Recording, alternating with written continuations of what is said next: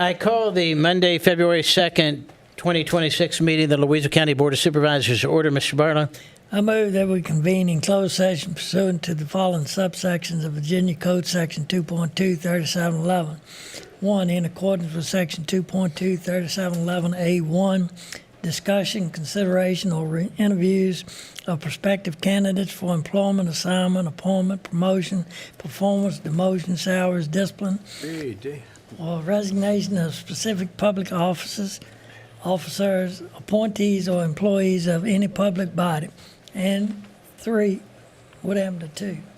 3, in accordance with subsection 2.2, 3711A8, consultation with legal counsel employed or retained by a public body regarding specific legal matters requiring the provision of legal advice by such counsel. Second. Been properly moved and seconded. We go into closed session. Any discussion? All those in favor signify by saying aye. Aye. Any opposed? Motion passes. We're in closed session.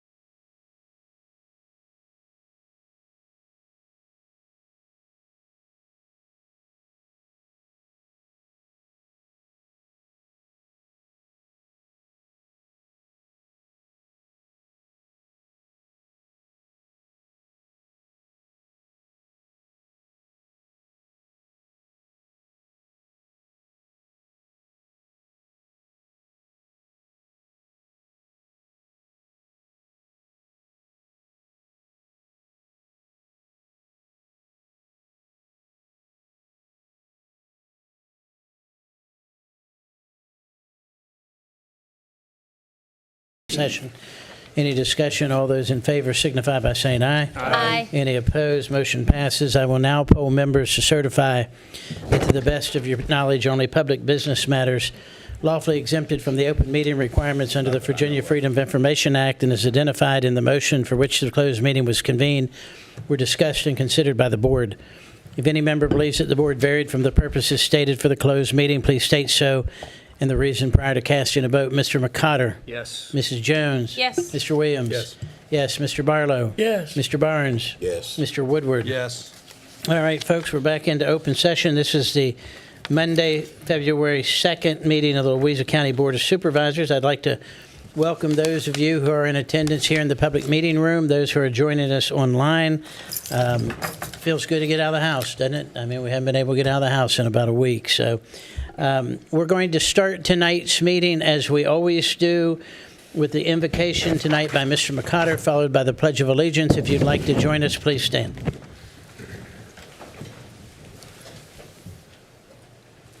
Let us pray. I give thanks and praise to the Lord who steadied so many Louisans and county staff to face the recent winter storm with preparation and good training. Thank you, Lord, that despite our weaknesses, you use us for your good and you teach us how to serve others. Give us eyes to see your power when we are anxious and to rely upon you fully. In your Son's name I pray. Amen. Amen. I pledge allegiance to the flag of the United States of America and to the republic for which it stands, one nation, under God, indivisible, with liberty and justice for all. First item is the adoption of the agenda. I do think we have some additions. Mr. Chairman, I'd like to add a new business action item. It's a resolution to approve funding request for the town of Louisa EDA. It's the only one I think we have. Second. Been properly moved and seconded that we adopt the agenda. All those in favor signify by saying aye. Aye. Any opposed? Motion passes unanimously. Next is the approval of the minutes. So move.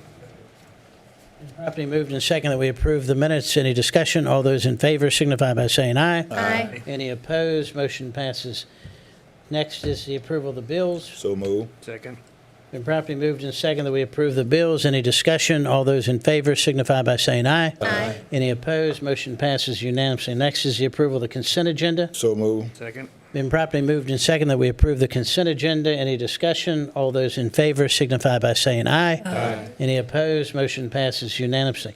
Next is the public comment period. Public comment period is an opportunity for you to address the board on any subject that is not a public hearing tonight. We do have two public hearings, so if you're here to speak on that, wait till the public hearing. When I call your name, come to the podium, state your name and your voting district. You'll have 3 minutes. I'll give you a warning when you have 15 seconds. The first card I have is Bill Walling.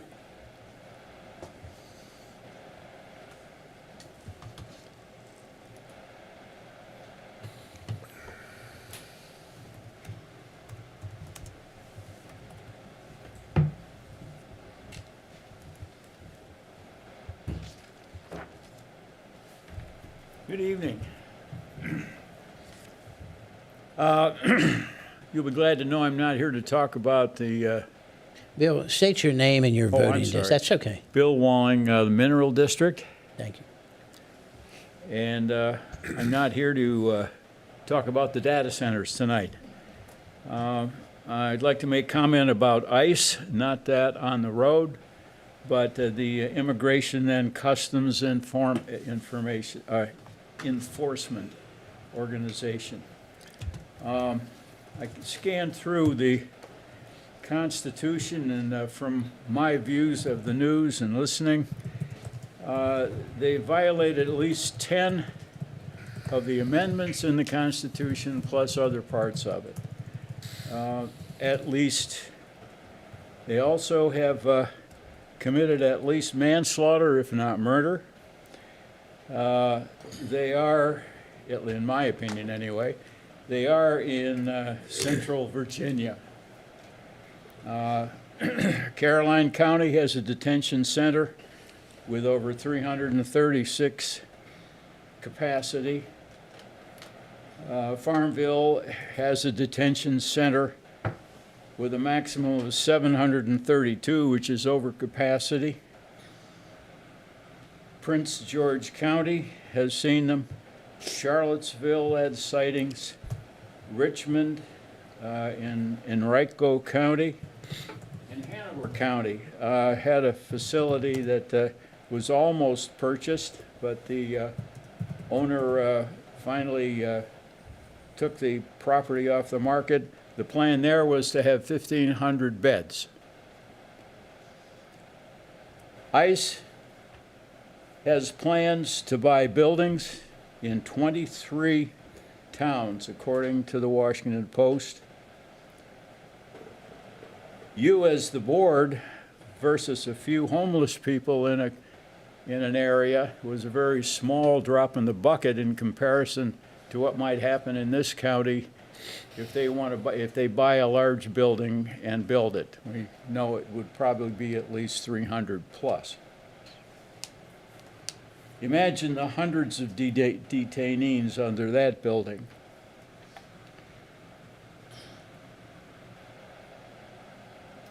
And all of the people that are detained, according to the news in this county, in the center of the county, are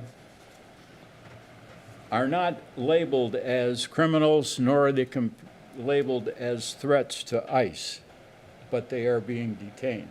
15 seconds. My recommendation is that you consider a statement opposing their being in Louisa County. ICE, from my view, is behaving like Nazis. Our options are few, but where there is the will, there is the way. Or to put it another way, an ounce of prevention is worth a pound of cure. Thank you very much. Thank you, sir. Next card I have is Hurley Lokist. Hi, my name is Hurley. I can't vote, but I'm in Patrick Henry 1. So hello, members of the board. I just wanted to say thank you for the work that you guys do for our county, especially for our schools and local organizations that I'm a part of. As a student, I've had a lot of opportunities here, and I really do appreciate the time and effort that you put into this community. I'm here tonight to talk about local small businesses. Recently, at least 2 businesses in the town of Louisa have announced that they're closing. Even though the town has its own leadership, those closures affect the entire county and the people who live here. Small businesses are not just stores. They are places where people work, where people meet, and where people feel connected to their community. They're a big part of why Louisa feels like Louisa. I'd really encourage the board to keep focusing on ways to make this county a place where small businesses can succeed.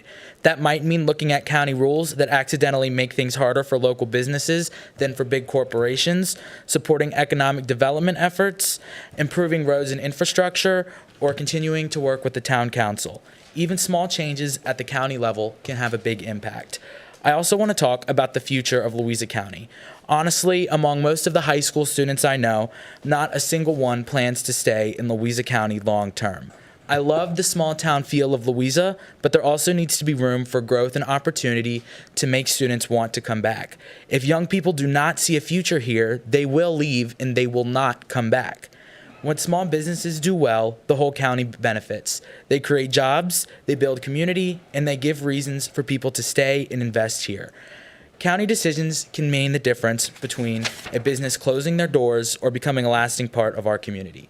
Thank you for listening and for your time. Thank you, Hurley. Before you leave, so you said you weren't old enough to vote. How old are you? I'm 16. Well, thank you for coming and thank you for explaining. You did a really nice job. Thank you. Thank you. Thank you. I don't have any other cards. Is there anyone else that would wish to address the board? Yes, sir. Oh, you brought your own card in when you came. Good. Yeah, I don't know where to drop it, so. That's right. This good-looking gentleman on the end will take it from you. Or Mr. Goodwin, either one. Sorry. It was easy. It was easy. Go ahead. My name is Alex Newman. I'm from the Mineral District, and I don't like public speaking much. I just wanted to voice my public concern over the potential data center being built in Fisher Tuning. I just have concerns mainly over water. and the availability of water. I live on Thacker Road, which is a fingerling road right next to Kennan. And a lot of us are on shallow wells. Not everyone has a deep well. And we're kind of concerned what's going to happen if the water table gets lowered significantly due to additional data centers being put in. But not just that, the ones that are already being installed, the one on 33 in the Lake Anna, since the water is coming from that reservoir. I mean, if you look at a map, most of the inflows Amazon now controls now that they bought that Fisher tuning property. So I just want to know what the county has planned for future water plans, you know, if that reservoir does start to run low, because that is a major source of water for the town of Mineral and Louisa, and what's potentially going to be done for the local residents if, you know, the water does run dry, because we do have cyclical drought. And, you know, we just had a drought for 4 months, I think, in 2024 that affected the county and the town of Mineral and Louisa. So I just appreciate y'all, and I appreciate what you do. You try to do your best. And I hope more of the public comes out and gives their input. Thank you. Thank you, sir. Is there anyone else that would wish? Yes, sir.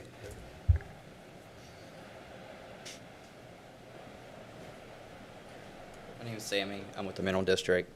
Mr. Williams, I watched the last month's meeting, and you brought up a great idea of having people live here long enough time before they start a family subdivision. And I want to say that's a great idea, and I thank you. Mr. Barnes, you brought up an idea that for personal property tax reduction, you should be in the county so many years, and I agree 100% as well. Thank you for that. I had an idea as well for land tax, which I know a couple years ago that was a big ordeal, was going up, getting a rebate. People still give you all crap about it all the time, even though progression's got to happen. I mean, it just is. People are flooding in because of land value is less at the time, and you're increasing it so you can keep people away. I get that. My wife was doing her family history and found out that she was here. Her family was here before Louisa was established. She looked into my family. My family was here right after Louisa was established. A lot of us local people have been here from the very beginning, and it does affect us. So I was wondering, is it an idea to maybe the new ones coming in pay a higher tax to counter some of the ones that have been here longer? I mean, Florida changes, they put theirs on tourism. California does it a different way. But anyway, it's a thought process because our taxes are increasing because the new people are coming in constantly. They have a lot more money as they come in because they're coming from bigger cities. Anyway, that's about it. But thank y'all for a couple months ago when y'all helped me. Thank y'all for what you do. Thank you for everything. Y'all have a good day. Thank you, Sammy. Is there anyone else that would wish to address the board? Okay, seeing none, I'll close public comment. Move on to information and discussion items. I don't see that. She's right Oh, there. there you are. I see you. I see She's you. hiding peeking back out. Hiding. She snuck in. A presentation from Reynolds Community College and Dr. Paula Pando. Welcome. Good evening, everyone. It's the clicker. It's Yes, so Miss good to Clicker. see you all, and could we just get better weather the next time? I tell you, I You come in am. July? I think it was the same way last year when Yes, you it came. was. Yeah, Yes, I it remember. was. Yeah. And you know that I'm born and raised in New Jersey, so I feel like I'm back Back there, left for a reason. But one thing we don't have here that we have in New Jersey and in the Northeast is a very robust infrastructure to prepare for it, deal with it, and recover very quickly after it. Our campus was closed for an entire week last week. We just couldn't get on board. But that's not what we're here to talk about tonight. I'm so happy to talk about Reynolds Community College, what this past academic year has been, and I hope that you will see the kind of progress that we've made as an institution that's not just, that is beneficial, not just for our students and communities, but certainly for the employers who need the talent that we developed. I wanted to thank Bo, but I think I've been stood up tonight. Bo Bundrick has Doesn't been. feel good. Doesn't feel I'm good at feeling a all. little stood up this evening. The roads were bad. He couldn't get here. So. That's what it was. I think he lives here. But Bo has He's like been. from South Carolina or something, so that explains why he's not from New Jersey. Bo has been a wonderful board member, a great ambassador for the college, but also for the County of Louisa, and ensuring that what we do and that we continue to work with them, with the high schools and so forth, to ensure that we're working very well with our county. What I wanted to talk about today was kind of the theme of 24-25, and that really has been in planning, prioritizing, and disciplined execution. And what do I mean by that? Sometimes you see leaders, they go to a conference, they go hear about a great idea, something shiny and new, and we're going to do that, and we're going to do that, and we're going to do that. We have been incredibly disciplined in our focus and execution at Reynolds because our resources are finite. And when we chase after something shiny, it's typically then at the expense of something that has been deemed foundational and important and aligning with our North Star. So what does that look like for us? We have developed new and enhanced learning environments for our students, all aligned in the development of the workforce that our communities desperately need, certainly in healthcare, dental assisting, life sciences, automotive technology. We also partnered with Lewis Ginter Botanical Garden. We announced that last year, and this fall we actually opened our program. Our horticulture program is now at Lewis Ginter Botanical Garden. Think about the kinds of labs that our students are exposed to when being in one of the finest botanical gardens in the country is where our students call their program home. We've also engaged in some pretty tremendous partnerships. Virginia State University is looking to partner with Reynolds. I believe we launched this fall, where they don't have the capacity to produce the nurses that we need in our region.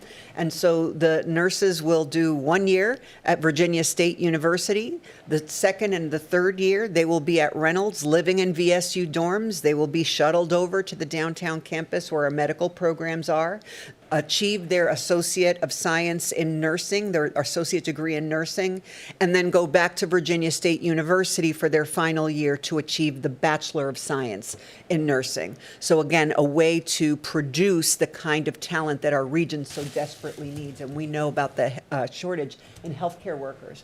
We've become such a trusted partner for Bon Secours. We are their educational partner in developing talent for all of the people who work at their hospital who want to move up the career ladder in the hospital. So they are paying full tuition and fees for somebody who might be a clinical medical assistant who wants to come and become a nurse, or a rad tech, or a surgical technician, or a respiratory therapist. So employees of Bon Secours, they are paying for those employees to get further credentialing to keep them in the hospitals and moving up on the salary and benefits platform. So really wonderful partnership, and suggests the trust that they have in us to produce the talent that they need. So really excited about that. And VCU continues to be a great partner for us, sharing faculty and resources so that we are greater than the sum of our parts in terms of what we can produce. We never abandon the mission for transfer. Certainly, it's a twofold mission that we have in workforce development, but also transfer.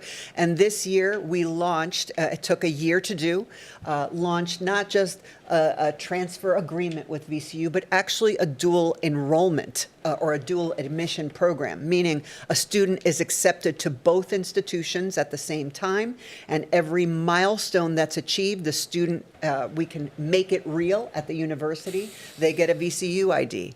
After 15 credits, they are able to utilize their library. They're able to go to some of their student life celebrations, athletic programs, and so forth. So we make it real from the very beginning to end, with the goal in mind that they will graduate a VCU student, but they will start with us those first 2 years. There will not be a transfer process because they are accepted as a duly admitted student. Now this is, you'll have to excuse this very higher ed term that I'm going to use. There's nothing sexy about what I'm going to say. But I will say this, the hardest part of this was honoring the honoring the catalog year. So many students in the Virginia Community College system may start at their community college, finish a program, and follow a particular track. They want to go to James Madison University. When they go to James Madison might then say, well, we changed the catalog. That course no longer counts. And so the heavy lifting in this dual admission program was that catalog year they begin at Reynolds is the same catalog year of VCU. So even if VCU changes requirements 2 years into the program, they will honor full faith and credit. The catalog year where they started at Reynolds is the same catalog year of VCU. So again, not something that's incredibly attractive, but it is the thing that makes it real, that saves families time and money, which is such a barrier for so many of our students. So we're thrilled that that's an actual reality. We also want our students to feel really good when they're going out to internship, job interviews, internship interviews, where they're going out representing the college. Many of our students do not have the means for professional attire, and this year we opened up First Impression. It is much more than a career closet. It is gently used, really beautiful clothing in a beautiful environment. Where our students actually feel like they're in a boutique, like something bougie out of Carytown, one of these consignment shops. So students can shop there at no cost to them professional attire, so they can start their interview process on the right foot, feeling the confidence required for them to be able to get the job, get the internship, et cetera. We continue to invest heavily in our people. As you all know, it is very hard to recruit new talent. And so we have made a very concerted effort to develop existing talent at the college. This is just a smattering of some of the national thought leaders in higher education. We have a lecture series, a professional development series, very rigorous, but again, developing our folks. David Boehm is the vice president for the American Association of Community Colleges. Dr. Michael Baston is the president of one of the larger community colleges in the country, Cuyahoga Community College, and Dr. Felicia Williams is the president of Prince George's Community College in Maryland, all doing really outstanding work. And so these collaborations have really helped inspire and help our folks think maybe a little bit bigger. We graduated our first cohort last year. I shared with you that we were finally open with our surgical technology program. We graduated our first cohort of surgical technicians, one of the highest growing fields in modern medicine right now. These are the folks who prepare the operating room, ensuring the instruments are clean, that everything is sanitized and ready for a successful procedure. I will share with you a little point of pride for us. It was accredited, but typically they'll give you a couple of things that they want you to do. Our accreditation by the board was only with commendations about the quality of the program, the curriculum, and the lab facilities that we have for our students. As you all know, Eli Lilly announced a $5 billion investment in neighboring Goochland County. Why am I mentioning Eli Lilly in Goochland County? Our team was actually on the plane with the governor to Indianapolis to make the case that the community colleges in Central Virginia could actually deliver on the talent development, the talent they would need for their workforce. And Elizabeth Kramer, who is the lady to my left, depending on which way you're looking at the picture. She is our Vice President for Workforce Development, and Elizabeth was on the plane with Governor Youngkin to make the case to Eli Lilly. One of the parts that they talked about sealing the deal, that we have a community college system that can deliver the talent that they need and grow.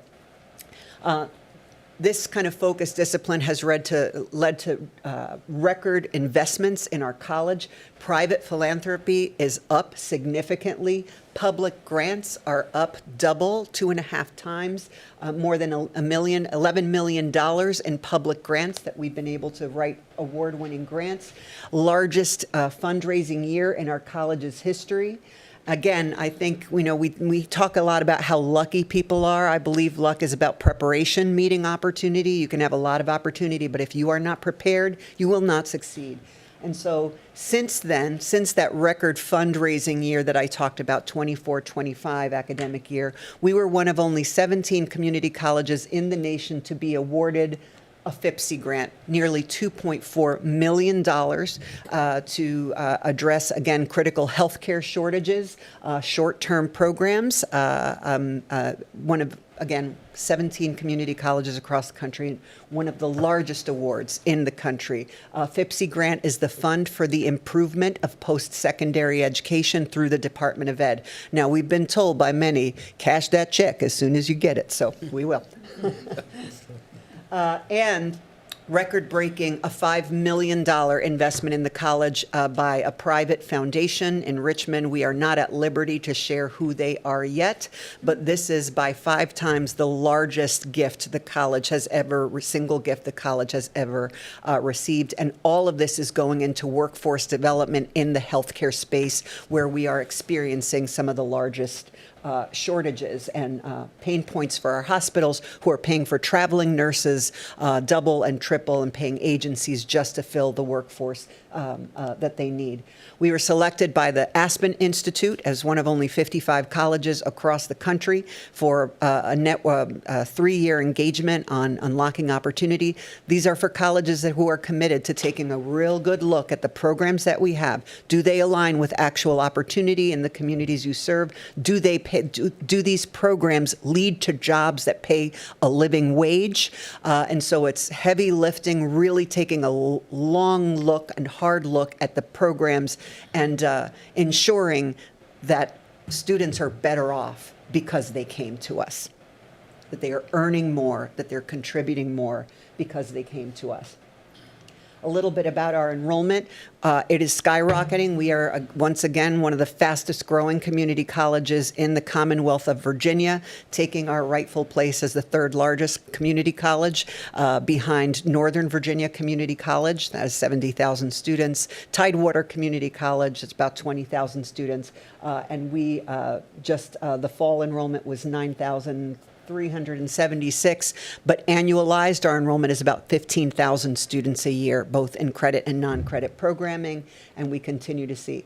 You'll see here we're very data-driven. We have met and exceeded virtually every single school that we have within our college. They are exceeding their enrollment goals.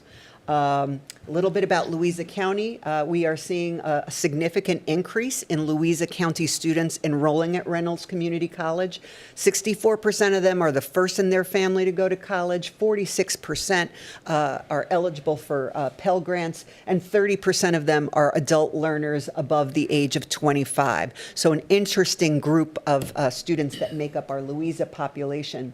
12 Louisa high school students are enrolled in dual enrollment programs with Reynolds Community College. I suspect that another significant number of those students might be enrolled at Piedmont Virginia Community College, depending on where they live, what's more practical for them.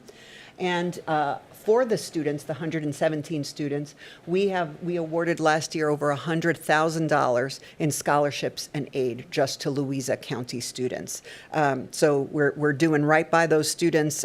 We believe very strongly that finances should never be a reason that somebody doesn't complete something that they started, something of value, something that leads them to a good job, a better life through a good living. And with that, I will thank you again for your support and take any questions that you might have. Does anyone have any questions? I have one, and I think I ask you this every year you're here. So what's your graduation rate? The rate? What your graduation rate from, how many go through and complete their degree work? It depends on which way you look at it. So you look at IPEDS, which is a national way, a yardstick that is primarily for 4-year institutions. And if you look at that 150% of time, they are measuring first time in college, full-time in college students. They look at the 150% time to degree earning, so full-time, 150% of the degree program.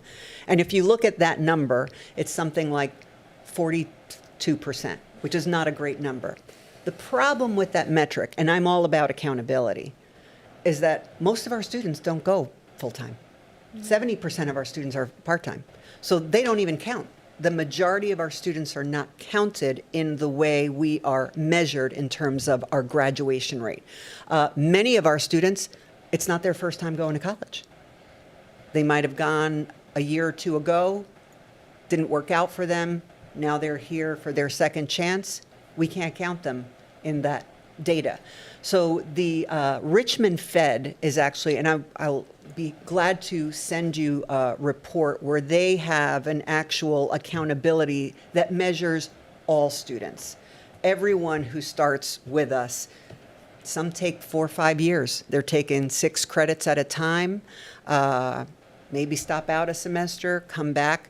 That student 5 years out is not measured in any student success rate. And that's the majority of our students are part-time. They will not finish within 2 years. They will not finish within 3 years. The more likely scenario is between 4 and 5 years. But they wouldn't count in any of the data. So we're really interested in the work that the Richmond Fed is doing in community colleges in their service district on more, not fair, but accurate picture of what is happening to students. I will say this, students who graduate from Reynolds and go to our largest transfer partner, VCU, and this is before the dual admission agreement was launched this fall, 61% of them complete a baccalaureate degree within that normal time. So room to grow, absolutely. It's why we have this dual admission agreement with VCU and hoping to see that number rise. But again, when you're looking at the time that has been agreed upon, the federal definition, 70% of our students are absent from that data.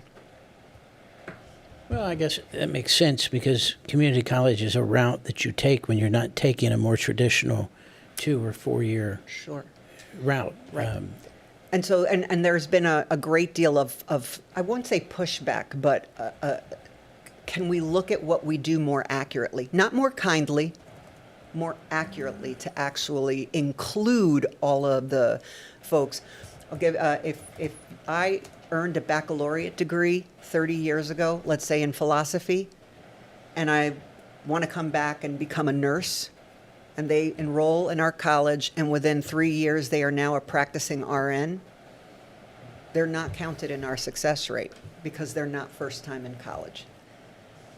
Again, if I went to college 10 years ago and was not successful there, but now I'm ready to get to work, and I'm going to pass, and they graduate on time with us, they're not counted in that because it's not their first time in college. So it's a faulty measurement that I think there's a lot of advocacy work happening to find a better way to measure so that we're looking at it with clear eyes, not with rose-colored glasses, but very clear eyes as to what success actually looks like and who we are counting and who we are not counting.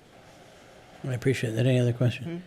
Well, thank you. It's always a pleasure to have you here, and your enthusiasm always comes across. It's always nice to have you here. Thank you. It's an honor and a pleasure to do this work. Thank you so much. Thank you. Safe travels. Thank you. And go VSU. I'm alumni. Okay. Next is a presentation on the Commission on Aging's annual report. Ms. Fletcher. Hi. Susan Fletcher, and I'm going to speak a little bit on the opposite end of the spectrum.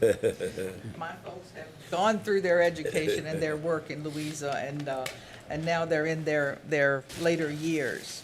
I've been on the Commission on Aging for about a year, and I recently became the chair. When I came on the board, it was the commission. It was greatly depleted of members. I'm sure all of you know that. It was kind of limping along, and I'm sure all of you know the difficulty that there is in getting people to serve on boards and commissions. Well, I'm happy to say that we are up roughly 6 people since that time, counting myself. We still have openings in every district except Cuckoo and soon to be mineral, because I have somebody coming to our meeting this week, if the weather will lets us have it, that's interested, that would be, I would be getting the information to you after that.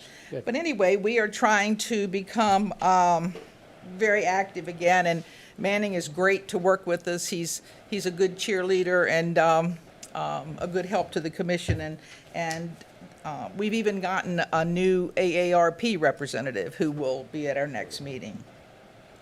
There are several things that the commission has historically done. One is the Senior and Caregiver Christmas Luncheon, which seems to be anticipated and enjoyed by so many seniors. Those of you that were there saw that, and I invite those who weren't to be there next year. Awesome. Tommy's wife always sends some great baked goods that the people get to win in a raffle, and Fitzgerald provides wonderful food for all of us. And anyway, it's just a great event. And it was not just fun and games. We had a lot of, we say vendors, but a lot of them are suppliers, or like the Commissioner of Revenue, who can help folks with tax relief and things like that. We had about 14 vendors there to offer information to the seniors, to make them, things that might be helpful to them. Last summer, we added a senior picnic, which we kind of got thrown a curve, but we took care of it. And that was pretty successful, too. The support of the Board of Supervisors is much appreciated, and the partnership with the Recreation Department is wonderful. They have a lot of muscle, and we don't have a lot of muscle, so they do a lot of the work for these events, and that's just great. James Smith deserves a shout out. I'm sure that's not any news to you all. I mean, I think he must work 24/7. He responded to an email from me after 5 this afternoon, so he's great in his support of the Commission on Aging, and I think that's a good way to run it, is through the Recreation Department. He takes care of the money. We don't have to worry about that, and it's working out well. Another big focus over the years with the Commission is the Little Yellow Book. Does everybody here know what the Little Yellow Book is? I should have brought one for a prop. I don't know when it was last published, several years ago, but we have been working on trying to get it redone for over a year. And Kara Coleman is the lady from your district, enlisted a couple of volunteers from the new Rotary Club, the Lake Anna Rotary Club, and they have just retyped it for us, and it was finished Sunday, and now we just have to put additions in, and we're ready to have that published again. These things are just making the commission much more functional and helpful to the citizens. I think about 1,000 of those booklets go out to citizens in the county, and people use them all the time. We are also currently developing a survey tool, something short and sweet, not quite as long as your one like I just turned in for somebody that on your planning commission. That's a little overwhelming. We're going to do something short and sweet because we are building off of a survey that was pretty extensive and was done a few years ago, and I think COVID interrupted it. I doubt that a lot of the needs of seniors has changed, except that it's probably exacerbated by the cost of living and things being so higher now. But we're going to update that with the data we collect and updated data from things like Weldon Cooper and all of that, and then be coming back to you with what the needs are in the county and what we think we might suggest as something that could be done about that. We're told that one of the biggest issues is seniors being able to stay in their homes and age in place. Things that help with that's huge for the seniors. Things like housing and heating and cooling and mobility issues, transportation, all of those kinds of things we're going to be seeing what people tell us that they need. We also want to find, I guess, what I call the underrepresented, the ones that aren't filling out the surveys, or they aren't at our picnic, or they aren't at our Christmas dinner. Where are those folks in the county, the seniors, and what are the real needs that they have, and see what we can do to address that. I know it's a tall order, And as we build the commission back up to full force, we're going to appoint some committees to delve into those questions. We're going to be reaching out through community events this year, churches and other groups to help us. We're now having our meeting, well, we have a meeting every month, but you might have seen it if you read the Central Virginian, that we posted that meeting along with our speaker and invited people to come. Some people just might come and say, you know, I'm really interested in this and join our group. Our speaker this time is Lloyd Runnett, which will be his last, he said, public speaking for the Resource Council before he retires. And so we're looking forward to that. Again, the support of the Board of Supervisors and the county staff and other agencies is crucial to the commission and to all the seniors in the county. I'll be glad to answer any questions that you have, take any suggestions that you have. Mr. Barham. I don't have any questions, but I would like to say thank you, Ms. Fletcher, to you and all of the rest of the Commission on Aging volunteers. All you got to do is go to that Christmas luncheon, and you will see the appreciation of people throughout the county. They really look forward to it. Y'all do a great job, and we truly appreciate it. Well, thank you, thank you. I hope we can do even more in the upcoming year. Thank you. Mr. Wood. Mr. Chairman, Susan, if you could just stay up there for just a second, I'd appreciate it. Yeah, I just have a couple of comments to Oh, make. okay. I guess I inherited being the representative on here when I got elected because Willie Gentry served on this, I think, from the very beginning until he retired from or decided not to run again for the board. I really didn't know what to expect, but I guess another thing that qualified me was also that I'm a senior. So I can really appreciate what the organization, the board tries to do. A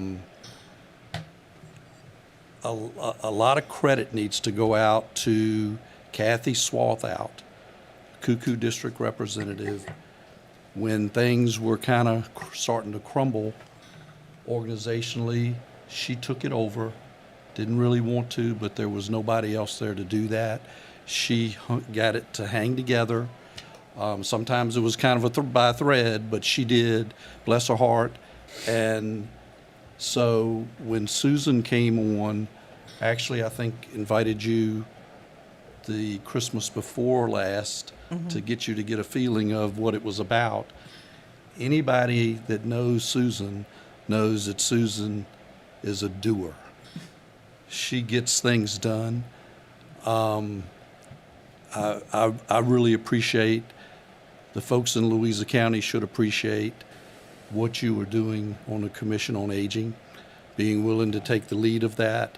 I know that the committee is in great hands as long as you're there doing that. Well, thank you. We'll see. And if you look through, I mean, Susan's supposed to be retired, but if you look through our packet tonight, you'll see that she's going to be reappointed, I'm sure, on the Board of Zoning Appeals. I mean, you're just amazing. Have been for as long as I've ever known you, that we've been adults. You just get the job done. So I just wanted to say, I think we need to all really thank you for being there, doing it, not just for this, but for everything you do for the Well, county. thank you for those kind words, and I would have to say this will be my last round on the Board of Zoning Appeals because it's now been 40 years. 40 years. So this will be my last round on that. You started when you were 5? Pardon? You started when you were 5? Yeah. I don't know, started when John Gerald Purcell went on to the Board of Supervisors, and he had me appointed. But, yeah, and I could echo what the others have said about appreciating what you all do. I'm not sure why you do it, but we all appreciate it because people have no idea what it's like to serve on these kinds of boards. Well, and I'd like to echo something that, the Commission on Aging has its ups and downs, and you're right. There's been some people in the past who've stepped up and held it together. But you've done a fantastic job, and Mr. Woodward, I think, has done a phenomenal job as the board's liaison to the Commission on Aging. We've had lots of discussions as you've brought issues forward, and the event at Christmas time, I'm not sure how many people you had there, 250 probably? We had a lot. We had like 155 sign in, but I think it was a lot more than that. I'm not sure I think so, everybody too. signed in. And I think some of them took meals home to folks that were shut in, or maybe for their dinner, I don't know. But it really is a great event, and I invite you to come next year, to anybody that didn't, that's able to, because it is. And you deal with a lot of negativity, and so that's one that you get that is so positive, so very positive. And thank you for your support. Thank you. Next is a presentation, a discussion of drone technology. Mr. Barnes. Quick and a hurry. There's a lot of localities starting to look into the use of drone technology in ways of doing inspections and mappings and other areas.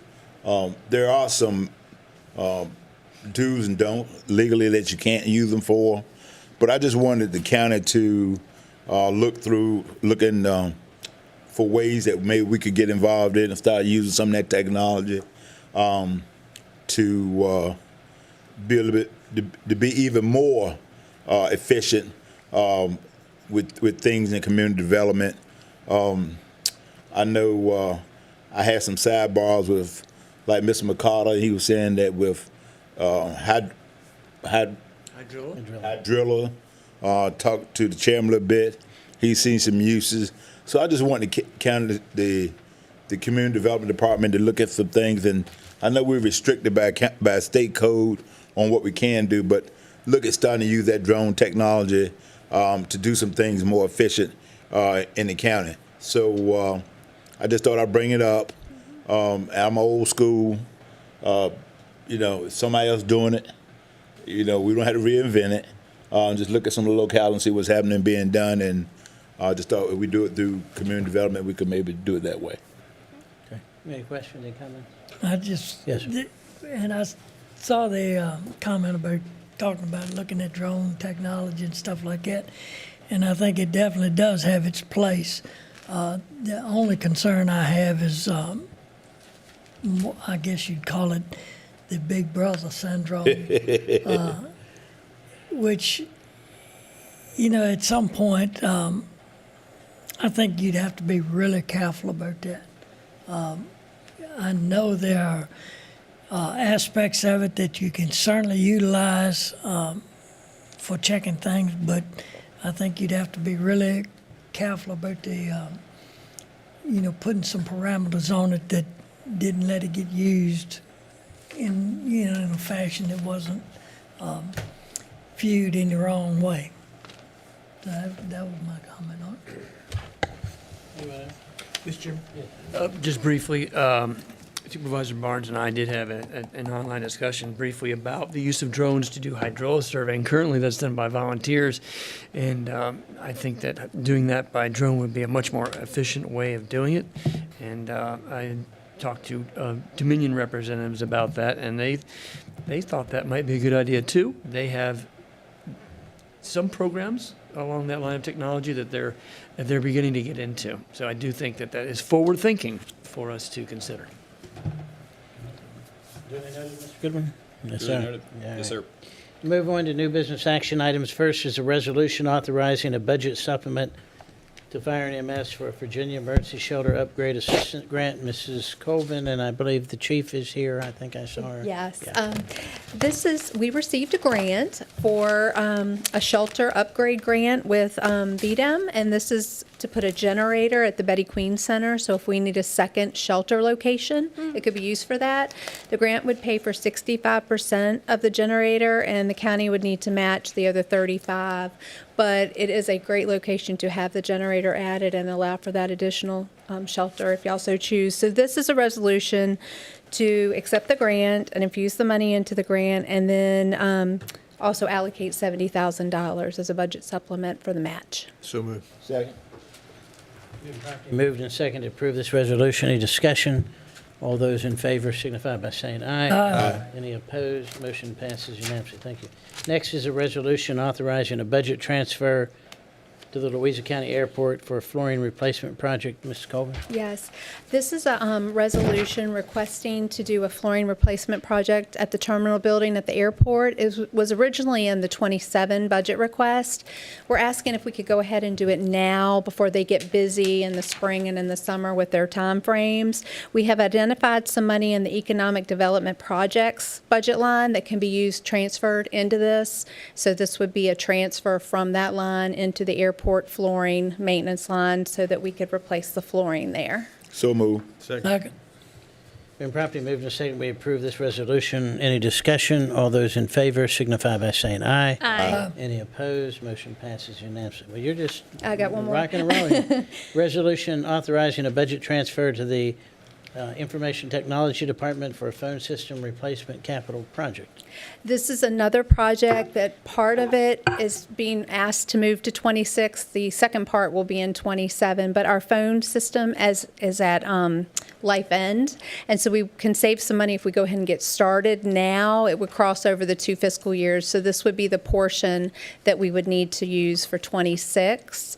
I've found some money in our gasoline contingencies. We haven't had to use any of that yet. I still have some set aside in case we do need some, but this is a portion that could be transferred to the IT's equipment budget in order to make that telephone replacement, if y'all so allow that.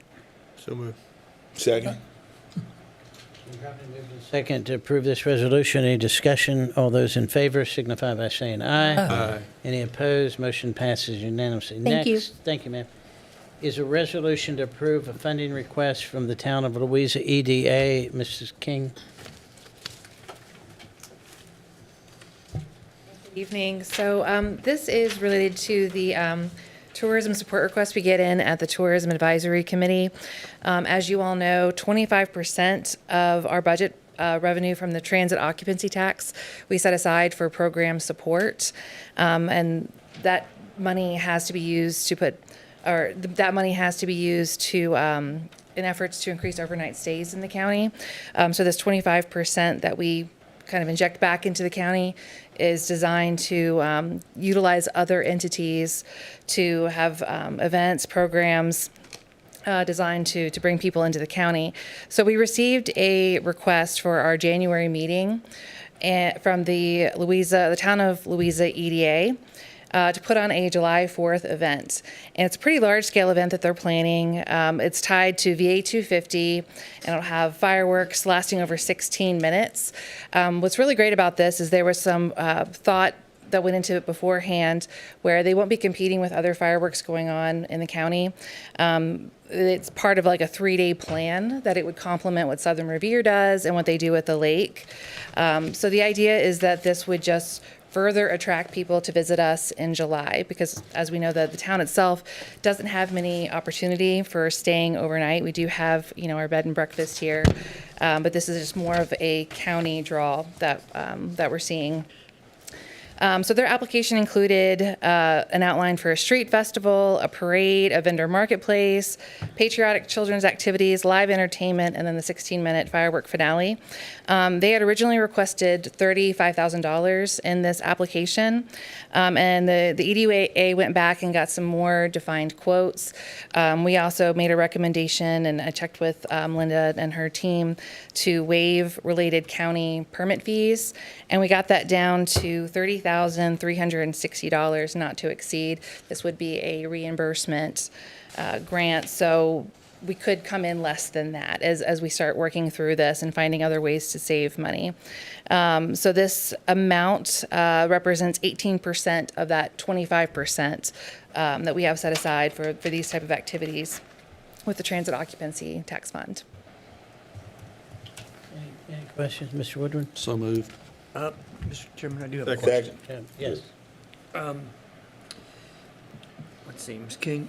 My question is, given that this is 18% of the 25%, there's a lot of this type of thing, and we don't have a lot of overnight capacity in the town at this time, I like the idea. I'm just wanting to make sure that we're spending TOT money wisely. I mean, if the goal of spending TOT money is to bring residents, or excuse me, others to our county and spend money and spend the night, there's not a whole lot of places to spend the night in the town right now. Obviously, there's other places. Would there be some type of plan to also market different places to stay? Absolutely, it would be part of a larger package. So the town did request money for advertising, and we did bring that down a bit because as Visit Louisa, we'll market the whole county, and then working with them as partners, we'll ask them to do the same, and this would be part of a larger package because we know that they really can't stay inside the town. They're expecting, or they're estimating 2,000 to 3,000 people to attend the festival, and we know there's not a capacity in the town limits for that. So absolutely. Follow-up question, parking for that many people would be housed where? So this plan does include a shuttle system, very high level at this point, but that is a consideration as well. So we do know that we'd have to employ a shuttle for that many people. Love the idea of a vibrant town of Louisa. Thank you. Any other comments or questions? So just get this on the record. The Tourism Advisory Committee has looked at this, made the recommendation. And to Mr. McCotter's point, while these folks that come to watch the fireworks may not stay in the town, they will probably be staying in the county. And the other thing, and there was some discussion during our budget workshop today, with increasing foot traffic, and I see the mayor's here, and I know that's one of her objectives, but this would be a real shot in the arm, so to speak, for the Main Street businesses and community in Louisa to get 2,000 to 3,000 people into town for 2 or 3 hours. We would assume they would eat at restaurants and do a little bit of shopping and do all that sort of thing. So Absolutely. overall, the impact would impact both the town of Louisa, even hopefully the town of Mineral, because there are some bed and breakfasts in Mineral, and the county overall. So Absolutely. And they did have in their application that they were expecting an estimated economic benefit of $80,000 to $150,000. Their estimates were fairly conservative. They based that on $25 to $50 per visitor. But according to VTC estimates, day trippers bring in like $160 per visitor, and overnight visitors can bring in around $400 per visitor. So these numbers may be fairly conservative, even though they did kind of caveat it with, they think that overnight stays may be relatively low in this first year for this event. However, even if we get day trippers, we should still see a significant economic benefit of this. Mr. Yes, sir. Chair, I was going to ask the question, I think Ms. King just said, but the plans are that this will start this. It will be continued year after year. Absolutely, and the mayor and Patsy from the EDA can confirm, but given the application mentioning that this is, a building year. Right. Absolutely. Yeah, thank you. all right, we have a motion, we have a second. All those in favor signify by saying aye. Aye. Any opposed? Motion passes unanimously. Thank you. Thank you, ma'am. Next is supervisor comments. Mr. Reed. Thank you, Mr. Adams. I just wanted to say that at the last meeting, I challenged people to look at the budget and report back to me with any thoughts, and I had exactly one person respond to me. He did an excellent job, and Mr. Chris Lyles. I challenge anybody else, grab a copy of the budget, look at it. Let's talk about it. Let's start understanding what's in there because it makes a difference. So just a shout out to Chris saying thank you for taking the time. And while I didn't respond to you, I did read it, and I do intend to follow up with you. Thank you. Any other? Come on, we're only 3 weeks into this. Don't let it die. I'm killing no, it, you did good. You killed it. Yeah, every you year. killed it. You did good. You can time me if we need to do that.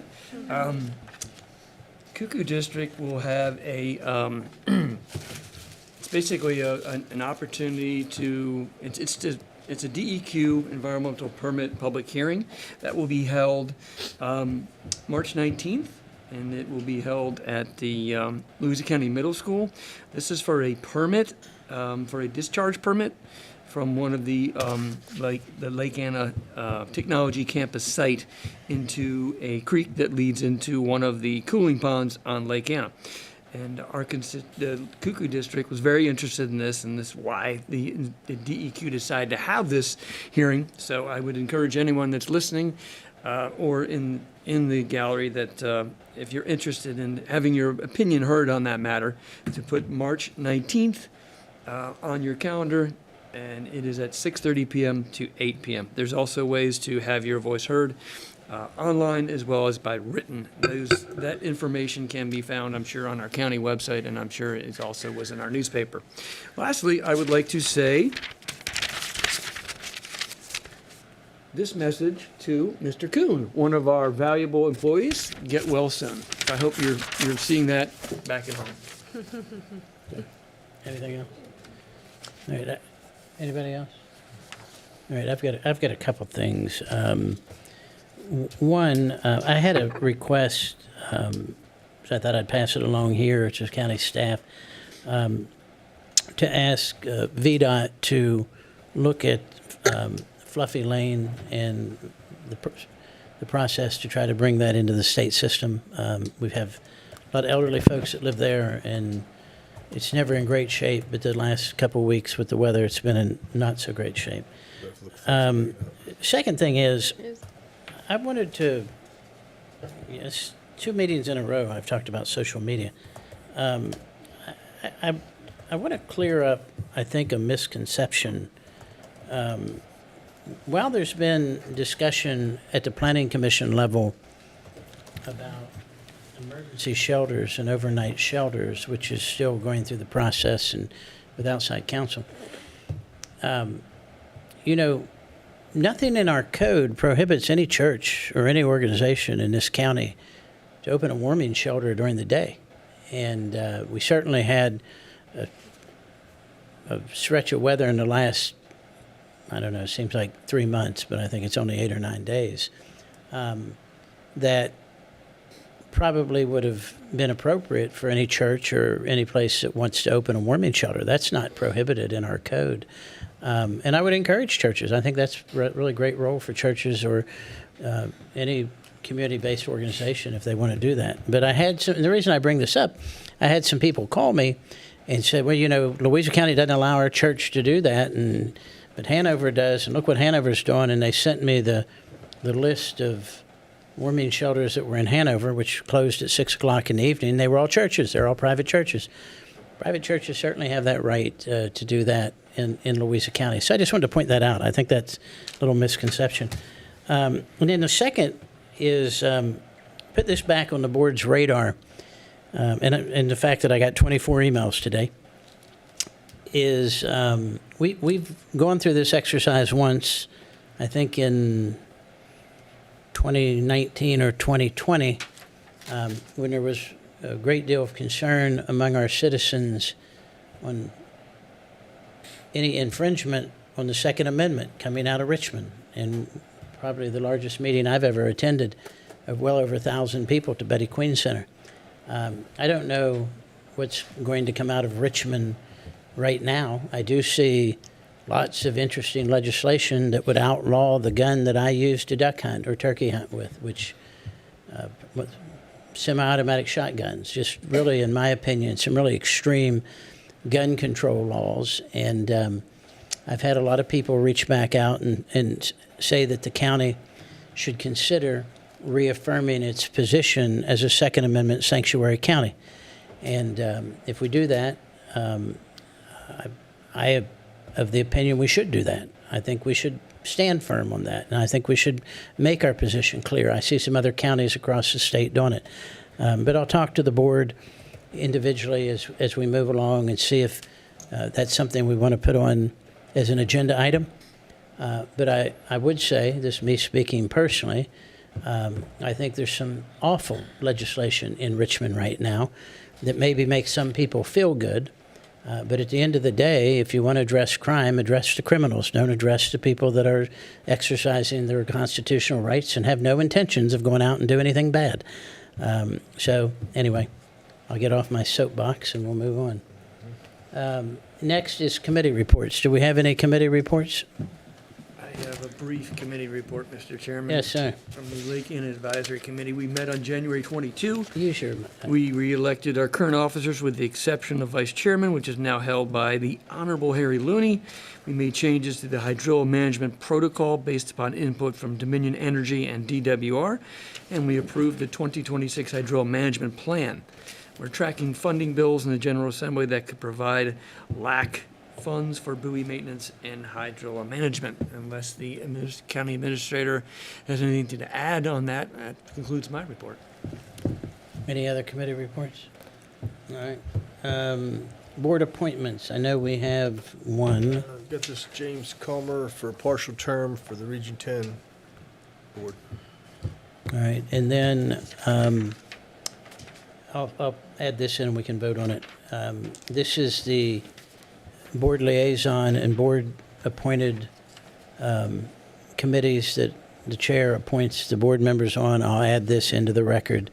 I'm not going to read it unless anybody wants me to read it. They basically stayed the same as they did last year. So we have a motion. Do we have a second? Second. Been properly moved and seconded to make these appointments. Any discussion? All those in favor signify by saying aye. Aye. Any opposed? Motion passes unanimously. Mr. County Administrator. Yes, sir. Mr. McCotter stole most of my thunder this evening, but there are some state and federal public notices. I was going to talk about LAC briefly, and so I'll just spend the rest of my time thanking you all for your leadership and my team for their efforts in the snowstorm this past week. We are still under a state of emergency, but Anderson Woolfolk and folks in Parks and Rec and General Services just did an amazing job at getting fire stations clean, streets and sidewalks around our buildings cleaned up so that our emergency functions could continue. Just did a great job of responding to the needs of the public as well. So I'm very grateful to them, and again, very grateful to you all. And we collaborated well with the town of Louisa and the town of Mineral. They were part of that planning and part of those efforts. So it was a great team effort. Thank you all very much. All right. Now we'll move on to our public hearings. The first is an ordinance to amend Chapter 64, Streets and Sidewalks. Article 2, Street Naming and Addressing Division, Road Naming. Mrs. Buckler.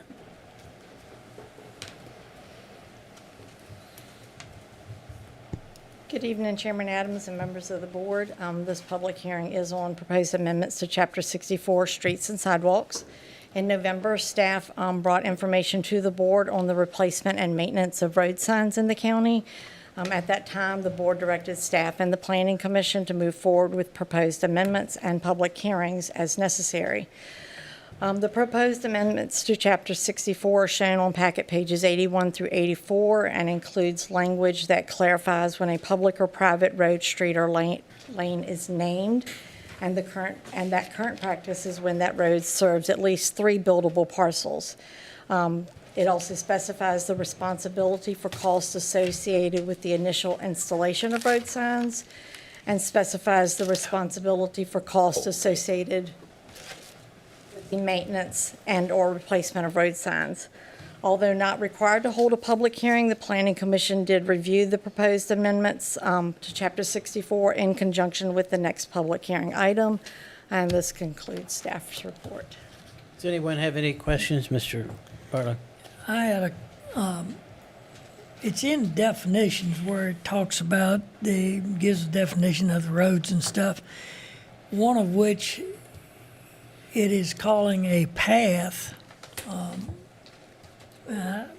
looking at it on here, so I don't have it pulled up exactly, but talking about a path considered a road, and my question was, when somebody submits a plat for review or that kind of thing, and you have what we typically call, normally for a path, it would be four-wheeler path, bike path, horse path, walking path, those type of things. Big path. Big path, Big could path. be, could be.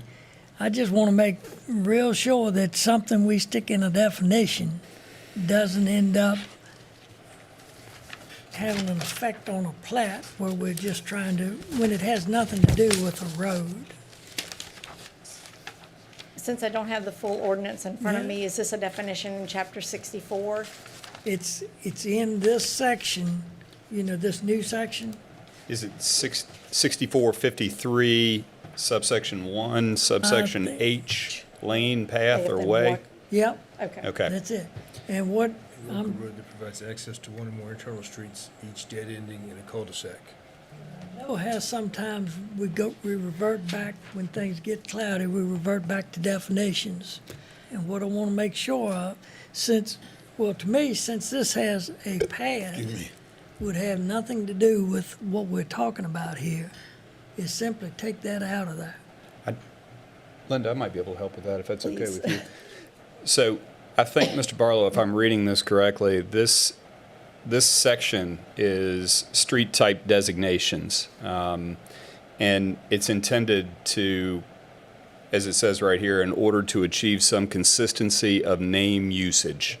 So this is simply to say if something were to be, if something on your property, if it was a local road that provided access, not on your property, if it was a local road that provided access to one or more internal street, each dead ending in a cul-de-sac, then you might name it either Tommy's Barlow Way. Lane, Barlow Path, or Barlow Way.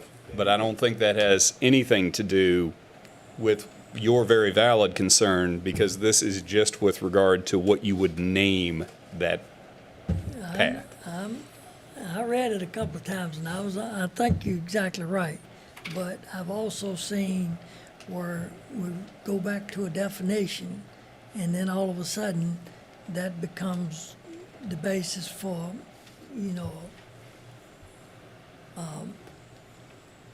the response to a question or something like that. But what I'm saying is, if we're gonna leave it in there, then there should be some clarification that it does not apply to walkways and paths and stuff like that. And what I want to make sure of is that all of a sudden,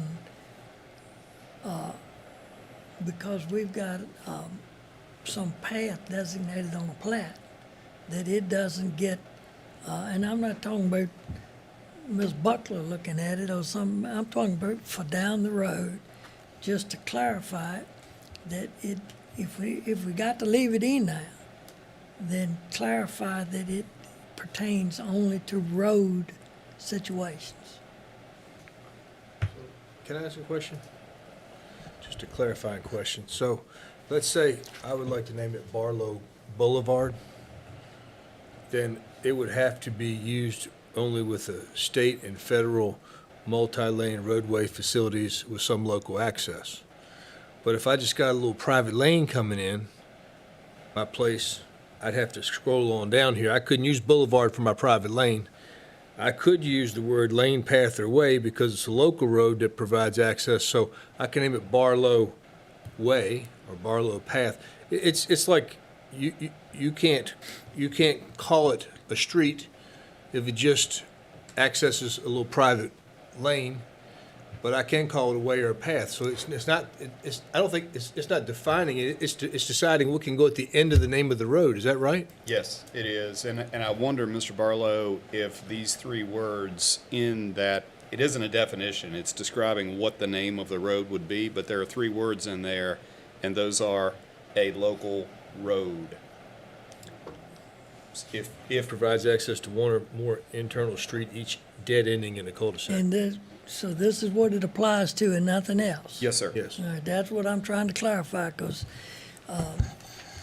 like I say, I just want to make darn sure that it's Understood. specific to roads.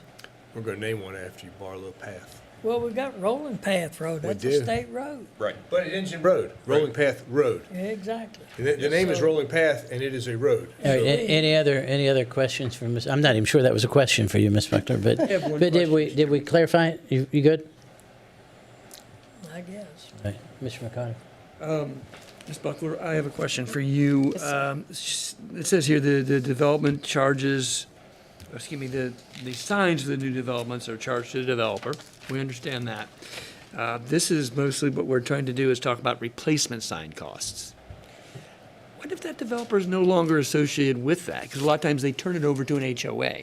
Does that go to the next group in line, the HOA maybe? So the initial sign installation, and community development doesn't currently handle that. It's done through fire and EMS, and they would contact the developer. So the sign should be installed near the beginning of the development. If that sign needs to be replaced or maintained after that developer is gone, what staff was directed to do was write this so that the board would replace those at no cost to the developer or to the HOA for fire and emergency services purposes of being able to access and find those properties. Ms. Buckler's right, and we looked at several, if I may, Right, please. Mr. Chairman. We looked at several other localities. Everybody kind of does this a little bit differently. We felt that it was important for the private party to get the sign up in the first place when a new development takes place, but after that time, it has a real meaning in our parlance because it becomes part of our 911 dispatching system.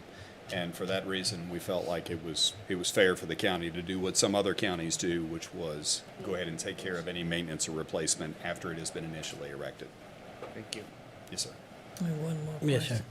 Another part of this ordinance says that it's the board's prerogative to change these at any time. Does that also apply to private subdivisions that have roads within that without any kind of check? I mean, is that something that would come to the board as a request from that privately owned subdivision? Or does the board have, with the passage of this, have the ability to rename roads within a subdivision that is a private subdivision but with state-maintained roads? There's no such thing as a private subdivision with state-maintained roads. Yes, there is. Well, Well, okay, yeah, I see what you're saying. No, I got you, no, I got you. No, I think you coming with your question, did you not? I mean, if it's private roads, it's private roads. That was really what you were asking, wasn't it? Yeah. Yeah. So his question is, can the board just come in unilaterally and rename a private road? That was your question, was it not, Tommy? Yeah, well, I think if you have a subdivision that, I mean, it's been a subdivision and lots sold out, and you have roads that have now been taken over by the state. Okay, it's a state Right. road then. But they were named by the subdivision homeowners. I mean, that's the way they were named. Does this give the board the ability to go in and rename those roads without But- any concurrence with the subdivision? Looks like 6451 says yes. Yes. But I don't know why you would be compelled to do that. I think it gives you the right. I don't know why you would, but it does give you the right to. Well, that's the part. I don't know why you would either. I don't know why we're doing Maybe this. because you had to, maybe because, I don't know, I don't know why you would have to, but maybe you had to change it for some But it's odd one of reason. it's one of those things that it reserves the right to do it, but just because you can, why would you? And that's in the code today. That's- yeah. The Yes, only sir. thing we did is struck out the second sentence, Yep. right? We didn't add the first one. Yeah, We struck the second. You've always had that ability.